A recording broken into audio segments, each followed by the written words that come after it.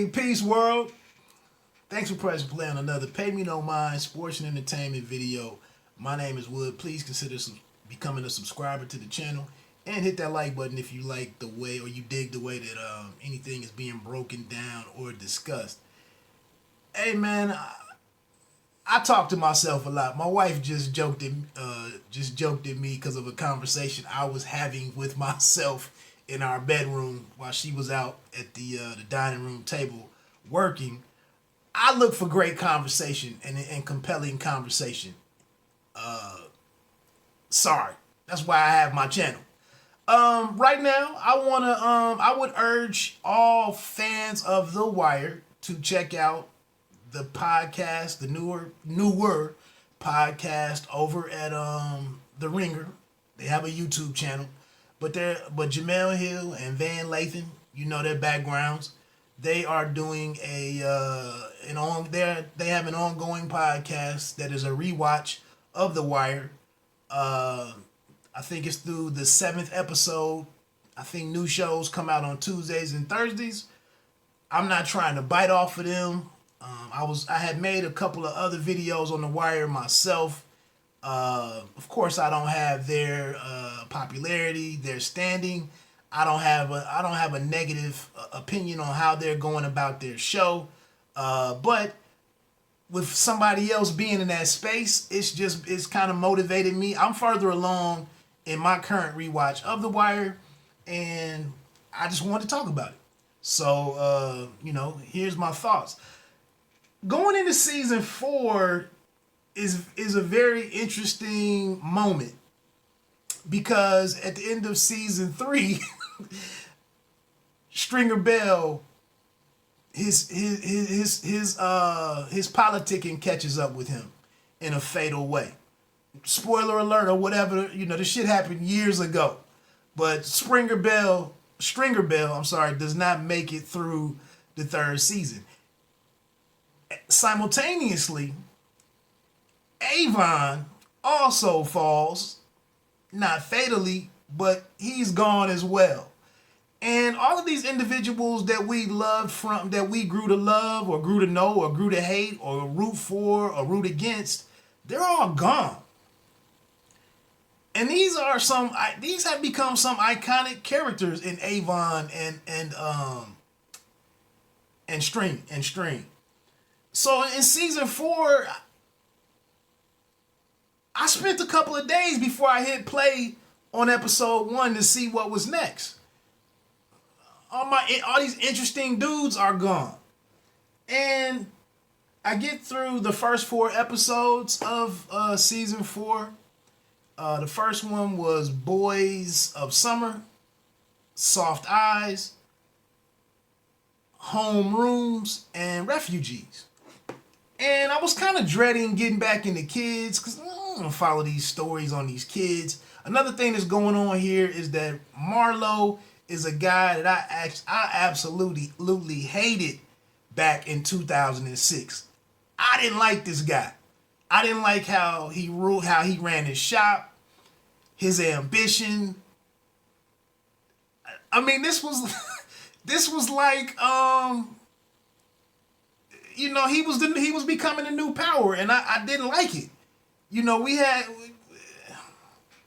don't know. I didn't like it. He didn't want to play ball with the others, so I hated him. I'm looking at it right now. Things look kind of different with Marlo. I ain't mad at the boy, but who's emerging right here is a very interesting moment, a very interesting development. Happens to be Pryzbylewski. I never really thought of it until just getting through these first 4 episodes. Now, quick thing before I get into Pryzbylewski. 4 or 5 points I want to talk about Pryzbylewski. I'll keep those brief. Another major thing that's going on in the show in general, an overarching sea change, basically.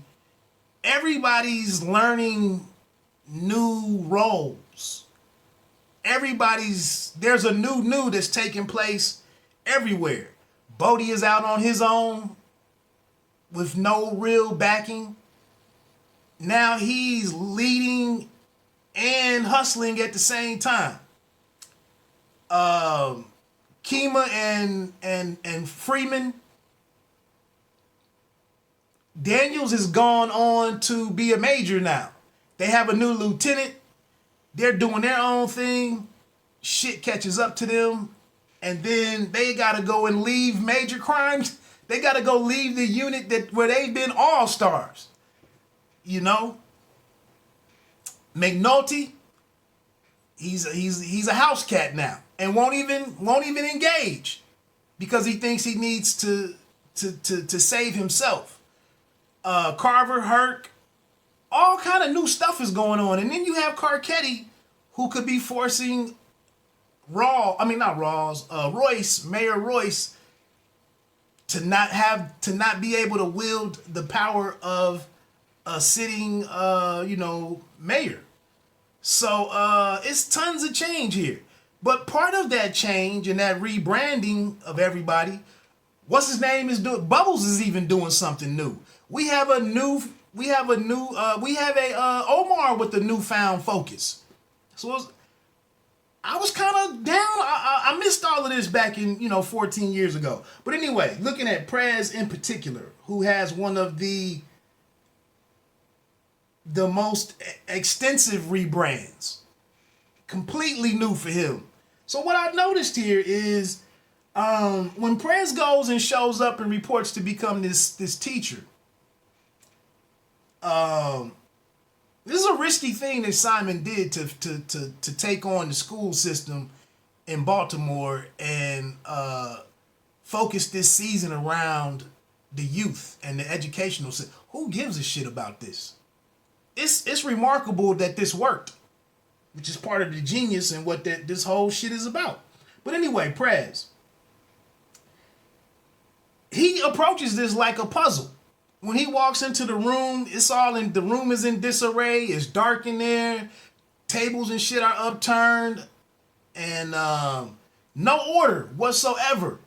And his mind starts clicking, just like when he was getting this information, all of this. The street talk on the wire, the codes that he had to figure out in the case, jumping to 5 and all of that. His mind starts to spinning immediately that I gotta organize this shit. And then the other part of the puzzle is once the kids actually show up, he has to figure out how to be effective in his job. Prez is a tough dude, man. He doesn't give up. He does not give up. So he cleans up his room. He makes it orderly. He puts the chart up on the board. When the kids come in, he's like, check the chart and go sit where you're supposed to sit. This is a great lesson to these kids who don't have a lot of structure. Now, another interesting thing here is that shit started to unfold in the series for Pryzbylewski when he struck the young kid by the high rise and took the kid's eye, ruined the kid's eye. And that's where things started to, that's where he was set back then. But he found his way in being the dude in the office, that was doing all of the back office shit and the organization of the investigation and all of the evidence. So it's odd that he finds himself now here starting with black children again. Secondly, another point that I have is that Prez wasn't racist. He worked great with Sidner. Lester loved the dude. Kima loved the dude. Even in this season, when they're doing when everybody is in major crimes, listening on the wire more, and Sidner's not out on the street, he says, shit, I miss Pryzbylewski. Like, this was his shit. He was into this. I don't like this. But he wasn't a racist dude. But he got jammed up by these self-created situations where he assaulted the young man. And then he totally lost his whole career and found his new one when he killed the black officer. But both of these incidents make him look like a racist. And this is a very tricky situation that they're really creating here, because a lot of times, man, in a lot of these situations nowadays, people run with racists and racism. And it's not that cut and dry. It's just not. But he created these situations just because he's, like they said, he was weird AF. He's a weird dude. He's socially a little quirky. So the other thing here, my last point, is that it's a major twist here, because now he's not targeting blacks to arrest them and investigate them and arrest them and to police them. Now he's sitting here having to nurture and guide them.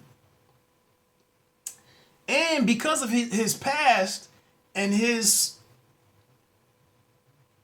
egregious errors in his use of force, he finds himself confined in this classroom with 30-something black kids, and he's gun shy. He doesn't even really know how, he doesn't want to raise his voice too much.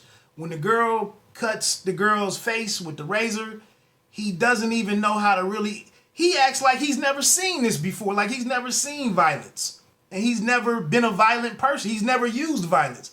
He's screwed up in here with this stuff. And the lady next door, Dennis Wise's old girlfriend, she has to come over and help him out. Cause he's like, man, I don't want no more blood on my hand. I don't want no more black people at my throat. I don't know how many more careers I can have. So he's just in this very vulnerable place. And then he doesn't even know how to teach. He said he's not going to have his certificate until the next year. He has no history with this. He's got to figure this shit out on his own. But I like him, man, that he's tough. He doesn't quit. And once again, he embraces the other, I can't remember her name right now, but Cuddy's girlfriend, he embraces her coming in the room and helping out at the right moments.